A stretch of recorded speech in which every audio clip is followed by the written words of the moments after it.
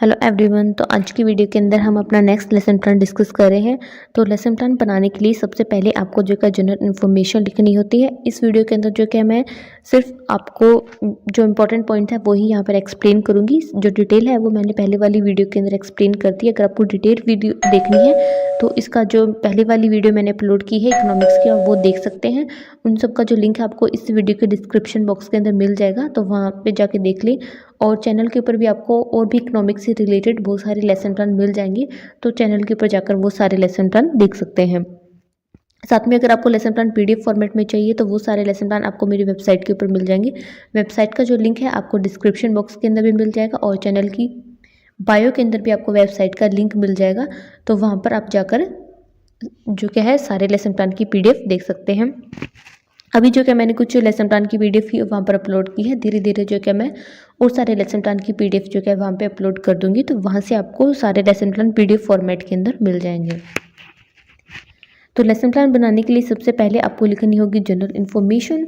General information में आप अपना लेसन प्लान नंबर लिखेंगे, फिर आप यहाँ पर अपनी डेट लिखेंगे और फिर यहाँ पर आपको अपना विषय का नाम लिखना होता है। जो हमारा विषय होता है अर्थशास्त्र। फिर यहाँ पर अपना चक्कर मतलब अपना लेक्चर लिखेंगे कि उस स्कूल में आपका कौन सा ये लेक्चर था। फिर यहाँ पर अपनी क्लास लिखेंगे और फिर आपको यहाँ पर लिखना है अपना टॉपिक। जो हमारा टॉपिक है वो है बेरोजगारी। उसके बाद हमें अपनी अवधि लिखनी है जो हमारी होती है 40 मिनट। तो ये सब होती है जनरल इन्फॉर्मेशन जो आपको हर एक लेसन प्लान के अंदर लिखनी होगी। नेक्स्ट अब हमें लिखने होते हैं सामान्य उद्देश्य। सामान्य उद्देश्य जैसे मैंने पहले बताया हमारे सब्जेक्ट से रिलेटेड होते हैं कि उस सब्जेक्ट को करवाने का आपका क्या एम है। तो हमारा सब्जेक्ट है अर्थशास्त्र, तो अर्थशास्त्र पढ़ाने का मेरा क्या एम है, तो आपको वो सारे यहाँ पर लिखने होंगे। ठीक है, तो इस तरह से आपको 4 to 5 जो क्या है यहाँ पर सामान्य उद्देश्य लिखने हैं। मैक्सिमम आप 6 to 7 लिख सकते हैं। फिर नेक्स्ट आता है विशिष्ट उद्देश्य। जो विशिष्ट उद्देश्य होते हैं वो हमारे टॉपिक से रिलेटेड होते हैं। तो हमारा जो टॉपिक है वो क्या है, बेरोजगारी। तो ये टॉपिक करवाने का आपका क्या एम है, तो वो यहाँ पर आप अपने विशिष्ट उद्देश्य के अंदर लिख देंगे। जैसे कि फर्स्ट मैं आपको बता देती हूँ, छात्र ये जानकारी प्राप्त करेंगे कि बेरोजगारी किसे कहते हैं, कि उन्हें बेरोजगारी के बारे में पता चलेगा, बेरोजगारी के कारण के बारे में पता चलेगा और बेरोजगारी के दूर करने के उपाय के बारे में पता चलेगा ये टॉपिक पढ़ने के बाद। फिर आते हैं सहायक सामग्री कि आपने कौन कौन सी सहायक सामग्री यूज़ की है, जैसे कि चौक, डस्टर, ब्लैक बोर्ड यहाँ पर हमने यूज़ किया। अगर आपको मॉडल चार्ट और पीपीटी यूज़ करते हैं तो वो भी आप यहाँ पर लिखेंगे। फिर आते पूर्व ज्ञान परीक्षण। कोई भी टॉपिक करवाने से पहले हमें बच्चों का पूर्व ज्ञान परीक्षण करना होता है, ये देखने के लिए कि बच्चों को इस टॉपिक के बारे में पहले से कितना पता है। तो वीडियो में आगे बढ़ने से पहले अगर आपको वीडियो हेल्पफुल लगती है, वीडियो से कोई हेल्प मिलती है, तो वीडियो को लाइक कर दें और चैनल के ऊपर न्यू है तो चैनल को सब्सक्राइब कर दें, जिससे आपको आने वाली जो लेसन प्लान है उसका नोटिफिकेशन मिल जाए। तो यहाँ पर जो क्या पहले हम 2 कॉलम बना लेंगे। फर्स्ट कॉलम लिखेंगे छात्र अध्यापक क्रियाएं और सेकंड हम लिखेंगे छात्र क्रियाएं। छात्र अध्यापक क्रिया के अंदर क्या हम लिखेंगे कि यहाँ पर हम बच्चों से जो भी क्वेश्चन पूछेंगे वो हम लिखेंगे और छात्र क्रिया के अंदर बच्चे उन क्वेश्चंस का क्या आंसर दे रहे हैं वो हमें यहाँ पर लिखना होता है। जैसे कि टीचर बच्चों से फर्स्ट क्वेश्चन यहाँ पर पूछता है मनुष्य की मूलभूत आवश्यकता क्या है, तो बच्चे यहाँ पर आंसर करते हैं मनुष्य की मूलभूत आवश्यकता है रोटी, कपड़ा और मकान। फिर इसी तरह से टीचर जो क्या सेकंड क्वेश्चन यहाँ पर बच्चों से पूछेगा और जब बच्चों का आंसर होगा वो यहाँ पर लिख देगा।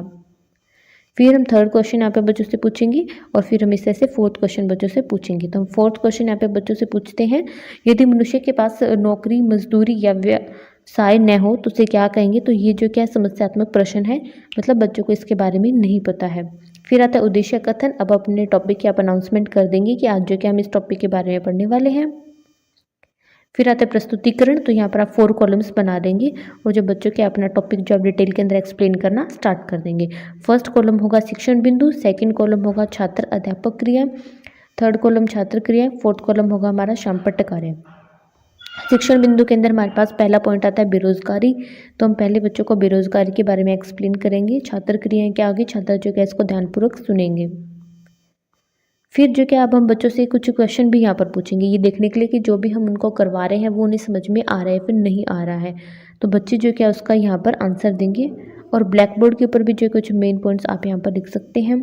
फिर इसी तरह से हम सेकंड क्वेश्चन पूछेंगे बेरोजगारी कितने प्रकार की होती है। तो बच्चे के लिए जो क्या समस्यात्मक प्रश्न है क्योंकि उन्हें इसके बारे में नहीं पता है। अब उन्हें बेरोजगारी के प्रकार के बारे में एक्सप्लेन करेंगे। तो फर्स्ट आता है बेरोजगारी, जैसे कि होती है संरचनात्मक बेरोजगारी, अल्प बेरोजगारी, दृश्य बेरोजगारी, अदृश्य बेरोजगारी, खुली बेरोजगारी। छात्र की क्या क्रिया होंगी, छात्र ध्यानपूर्वक सुनेंगे इसको।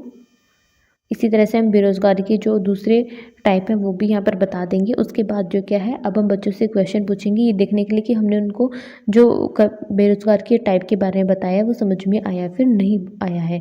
तो यहाँ पर हम अपना क्वेश्चन लिखेंगे, जो बच्चे आंसर करेंगे वो हम उसके सामने इस कॉलम के अंदर लिख देंगे। फिर इसी तरह से हम यहाँ पे सेकंड क्वेश्चन पूछेंगे और फिर हम अपना थर्ड क्वेश्चन पूछेंगे। फिर आता है नेक्स्ट बेरोजगारी के कारण। अब जो क्या है, हम बच्चों को बेरोजगारी के कारण के बारे में बताएंगे कि बेरोजगारी का कौन कौन से कारण होते हैं। जैसे कि फर्स्ट है भारत में बढ़ती जनसंख्या, सेकंड है शिक्षा का अभाव, थर्ड है प्रचार प्रसार का अभाव, फोर्थ है वर्षा का कम या ज़्यादा आना। तो छात्र की क्या क्रिया होंगी, जो बच्चे जो क्या उसको ध्यान से सुनेंगे और ब्लैक बोर्ड के ऊपर भी जो क्या हम अपने बेरोजगारी के कारण के बारे में कुछ लाइनें लिख देंगे। फिर आते हैं अन्य कारण, ठीक है, और भी जो हमारे बेरोजगारी के कारण है वो हम यहाँ पर बच्चों को एक्सप्लेन करेंगे। अब जो क्या बच्चों से कुछ क्वेश्चंस भी यहाँ पर पूछ सकते हैं, ठीक है, ये जानने के लिए कि जो भी हम उनको करवा रहे हैं उनको समझ में आ रहा है या फिर नहीं आ रहा है। अगर बच्चे इसका आंसर नहीं दे पा रहे हैं, मतलब उनको समझ में नहीं आ रहा है, तो आपको जो क्या फिर से ये टॉपिक एक्सप्लेन करना पड़ेगा। और अगर वो सही आंसर दे पा रहे हैं, इसका मतलब है कि उन्हें ये टॉपिक अच्छे से समझ में आ रहा है। अब आप नेक्स्ट पॉइंट की तरफ जा सकते हैं। तो इस तरह से हम बच्चों से क्वेश्चन पूछेंगे। वीडियो में आगे बढ़ने से पहले अगर आपने अभी तक वीडियो को लाइक नहीं किया है तो वीडियो को लाइक कर दें और चैनल को सब्सक्राइब ज़रूर कर दें, और साथ में आप इसको अदर स्टूडेंट के साथ शेयर कर दें। लाइक और सब्सक्राइब करना बिल्कुल फ्री है, आपको कोई पैसे नहीं लगने वाले हैं। इसे जो कहते हैं वो वीडियो को लाइक और सब्सक्राइब करते हैं तो एक टीचर को मोटिवेशन मिलता है कि जो उसका काम है वो बच्चों को पसंद आ रहा है, उनकी किसी काम में आ रहा है, किसी के लिए यूज़फुल रहा है। तो वीडियो को लाइक और सब्सक्राइब ज़रूर करें। फिर आते हैं हमारे लेखन व निरीक्षण कार्य। तो यहाँ पर आप 2 कॉलम बनाएंगे, फर्स्ट में छात्र अध्यापक क्रियाएं और सेकंड में छात्र क्रियाएं। अब जो क्या निरीक्षण कार्य के अंदर जो टीचर जो क्या वो बच्चों को बोलता है कि आप जो मैंने भी ब्लैक बोर्ड के ऊपर जो मेन पॉइंट्स हैं, ठीक है, उसको आप अपनी नोटबुक के अंदर लिख लें। और जो क्या टीचर सवै क्लास में घूमकर उनका निरीक्षण करेगा कि बच्चे उसको अपनी नोटबुक में लिख रहे हैं या फिर नहीं लिख रहे हैं। तो यहाँ पर छात्रों की क्या क्रिया होगी, बच्चे जो क्या उसको अपनी उत्तर पुस्तिका के अंदर लिखेंगे।